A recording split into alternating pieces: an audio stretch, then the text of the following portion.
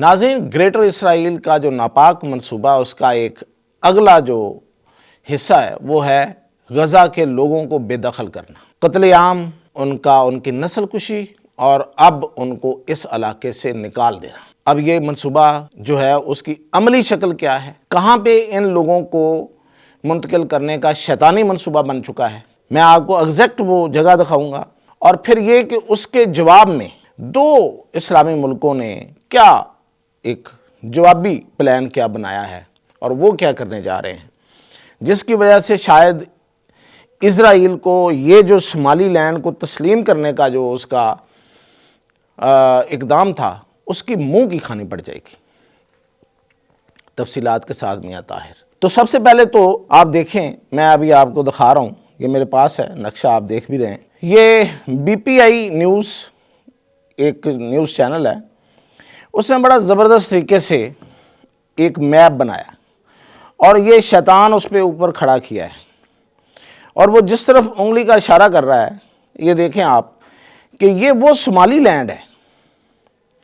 جس کو اس نے پچھلے دنوں تسلیم کیا ہے۔ شمالی لینڈ جو ہے میں آپ کو تفصیل بتا چکا ہوں، آپ نے بہت کچھ پڑھ سن بھی لیا ہوگا۔ شمالی لینڈ بیسیکلی صومالیہ کا ایک حصہ ہے۔ صومالیہ ایک مسلمان ملک ہے افریقہ میں، اور یہ بالکل خلیج عدن جو ہے، جسے گلف آف ایڈن اور بحیرہ احمر یا جسے ریڈ سی کہتے ہیں، اس کے ساتھ واقع ہے، اور یہاں پہ ایک عرصے سے یہ ان علاقوں میں کچھ تنازعات چل رہے ہیں۔ کچھ قبائل نے اپنے اپنے علاقوں میں علیحدگی کی تحریکیں چلا رکھی ہیں، اور پھر یہاں پہ خانہ جنگی بھی ہے۔ صومالیہ میں اس وقت خانہ جنگی ہے،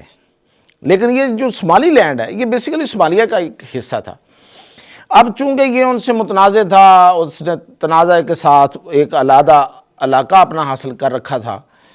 تو اس پہ اسرائیل نے اپنا شیطانی ذہن جو ہے اس کے تحت اس نے صومالیہ کو پہلے بلیک میل کیا۔ صومالیہ کو کہا، کیونکہ اس کو اس کی ضرورت ہے، وہ اسلامی ملکوں کو ایک ایک کر کے اپنی طرف لانا چاہتا ہے، اور وہ بھی بازو مروڑ کے۔ یہ بھی نہیں ہے کہ کوئی اس کی وجہ سے آئے، کیونکہ اس کی وجہ سے تو جا ہی کوئی نہیں سکتا۔ جس طرح ظلم اس نے کر دیا ہے انسانیت پہ، اس ظلم کے ہوتے ہوئے تو کوئی اسرائیل کو تسلیم کرنے کا سوچ بھی نہیں سکتا اسلامی ملک، تو اس لیے وہ بازو مروڑتا ہے، کسی کی کمزوری پکڑتا ہے، اور پھر اس کے تحت اس کو اپنے ساتھ ملانے کی کوشش کرتا ہے۔ اب یہ جو اس نے شمالی لینڈ ہے، اس کے لیے اس نے پہلے صومالیہ سے رابطہ کیا اور اس سے کہا کہ بھئی اگر تم مجھے تسلیم نہیں کرو گے اسرائیل کو، اور ابراہیم ایکڈ یعنی کہ ابراہیم معاہدہ جو انہوں نے خود ہی بنا رکھا ہے ایک، اس نے اور امریکہ نے مل کے، تو اس میں اگر آپ نہیں آؤ گے تو میں تمہارا جو متنازع علاقہ اس کو تسلیم کر لوں گا، یعنی اس کو تکلیف دینے کے لیے اس نے کہا کر لو،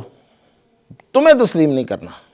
اور اس نے پھر اس کے جواب میں شمالی لینڈ کو تسلیم کر لیا۔ شمالی لینڈ جو ہے وہ بھی شاید اسی انتظار میں تھا کہ اس کو کوئی اس طرح کی شیطانی قوت جو ہے وہ تسلیم کرے اور اس کے پیچھے امریکہ آئے اور پھر وہ اپنی حیثیت کو منوائے۔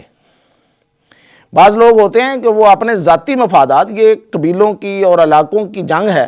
اور اس پہ وہ اپنے دینی اور قومی مفادات کو قربان کر دیتے ہیں، اور یہ اس کی ایک واضح مثال ہے۔ اب یہ بیسیکلی اس شمالی لینڈ کو تسلیم کرنا پہلے سے طے تھا، یہ ایک پلاننگ تھی پرانی۔ اس صومالیہ کو تو صرف ایک دھمکی دی گئی، اور جب اس نے نہیں مانا اس کو تسلیم کر لیا۔ اب یہ علاقہ جو ہے، اس میں آپ دیکھیں ایک لائن لگی ہے باریک سی، یہ بیسیکلی شمالی لینڈ سے انہوں نے پہلے ہی منوا لیا ہے، اور یہاں پہ غزہ کے شہریوں کو منتقل کرنا پلان ہے۔ آپ نے رات کو ٹرمپ کی اور نیتن یاہو کی گفتگو بھی سنی ہے، اس میں ٹرمپ یہ کہتا ہے کہ جو جانا چاہتے ہیں وہ چلے جائیں بے شک کسی اور جگہ، تو یہ بیسیکلی اسی طرف یہ بات کو لے کے جا رہے ہیں،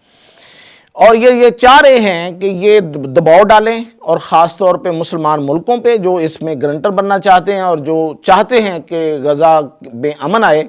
لیکن وہ طریقے بہانوں سے ان پہ بعد میں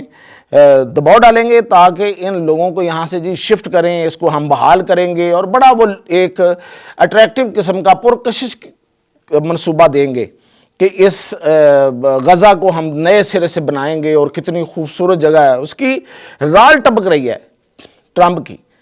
اس جگہ کو دیکھ کے، اس غزہ کو دیکھ کے، اس خوبصورت علاقے کو دیکھ کے، اب وہ ان کو اس جگہ پہ منتقل کرنا چاہتا ہے۔ یہ آپ دیکھ رہے ہیں، یہ اس بی پی آئی نیوز والے نے بڑا کمال کیا اور اس نے باقاعدہ دکھا دیا اس کی فوٹو لگا کے اس شیطان کی۔ لیکن اس کے مقابلے میں یہ صرف یہی نہیں ہے، یہاں تک میں نے آپ کو پہلے بھی بتایا تھا کہ صرف اتنی بات نہیں ہے کہ وہ ان کو یہاں منتقل کرنا چاہتا ہے، اس کے ساتھ ساتھ وہ ترکی کا گھراؤ کرنا چاہتا ہے، وہ سعودی عرب کا گھراؤ کرنا چاہتا ہے۔ دیکھیں اوپر کی طرف اگر آپ، تو یہ جو گلف آف عدن ہے اس کے ساتھ یمن ہے، اور یمن سے دوسری طرف سعودی عرب ہے، تو وہ اس کا بھی گھراؤ کرنا چاہتا ہے۔ ترکی یہاں پہ موجود ہے، بحیرہ احمر میں ترکی موجود ہے، وہ صومالیہ میں موجود ہے، ترکی جبوتی میں ہے، اس نے اپنی فوجیں رکھی ہوئی ہیں، وہ چاہتا ہے اس کا بھی گھراؤ کیا جائے۔ اب یہ بات جو ہے، یہ جو میں ابھی آپ کو بتا رہا ہوں کہ یہ ان کا منصوبہ ہے، یہ سب سے پہلے تو ترکی کے سابق وزیر خارجہ احمد دونگولو، جو سابق وزیر خارجہ، انہوں نے یہ سب سے پہلے بتائی اور میڈیا پہ وہ لے کے آئے، اور ان کا یہ کہنا تھا کہ یہ ایسے نہیں اس نے کیا، اس کا مقصد ترکی، مصر، سعودی عرب اور یمن کا گھراؤ کرنا بھی ہے، اور پھر یہ کہ یہ اب اس صومالیہ میں ایک نئی خانہ جنگی بھی ابھار رہا ہے۔ اب دیکھیں نا، جب اسرائیل کو آپ نے تسلیم کر لیا ہے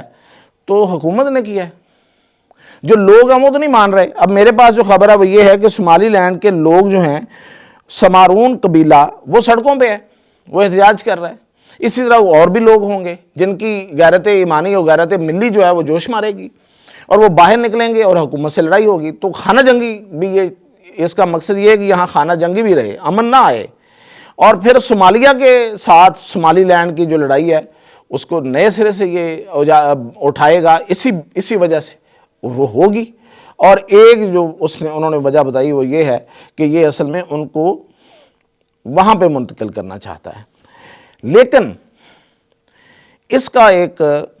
جواب بھی ہے، وہ ہے